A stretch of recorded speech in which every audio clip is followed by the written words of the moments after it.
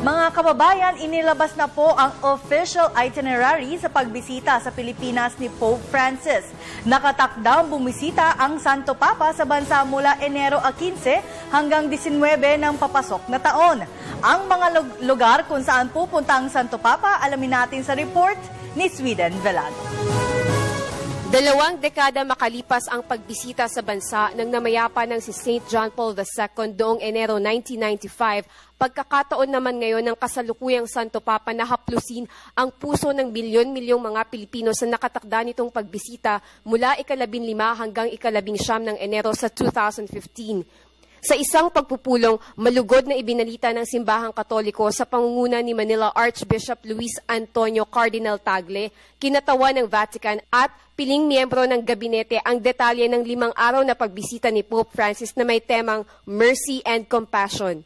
Una sa listahan ng gagawin ni Pope Francis ang pagbisita kay Pangulong Benigno Aquino III sa Malacanang Palace. Dito nakatakdang gawin ang welcome ceremony para sa Santo Papa.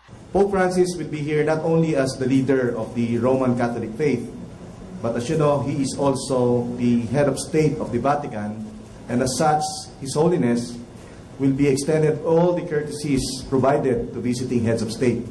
And that is the reason why he will be visiting the palace. Kabilang din sa mga pinakamahalagang bahagi ng itinerary ni Pope Francis ang pagbisita sa mga biktima at volunteers ng Bagyong Yolanda sa Palo, pakikipagkita sa mga kabataan sa isang prestihiyosong katolikong universidad at pagdaos ng misa sa Manila Cathedral, Tacloban at Rizal Park. The pastoral visit of Pope Francis will surely bring much blessing to all of us, especially to the poor, the survivors of calamities, both natural and human caused, and the victims of different types of injustice. The concern and solidarity of Jesus the Good Shepherd will be palpable in the person and presence of Pope Francis.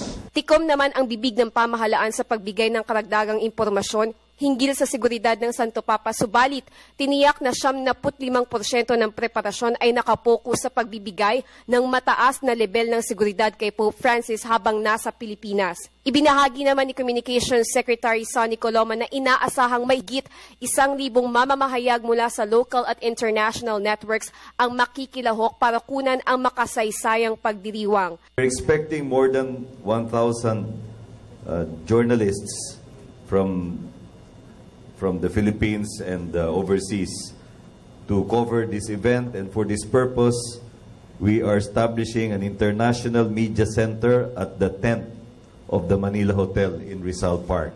We wish to thank the Manila Hotel Corporation for making this facility available. The Vatican Media Center will be located at the Diamond Hotel. Sa huli, hinimok ni Cardinal Tagle ang publiko na malayang bisitahin ang opisyal na website www.papalvisit.ph para sa karagdagang impormasyon kaugnay ng apostolic visit ni Pope Francis sa susunod na taon. Para sa Telebisyon ng Bayan, ako si Sweden Velado.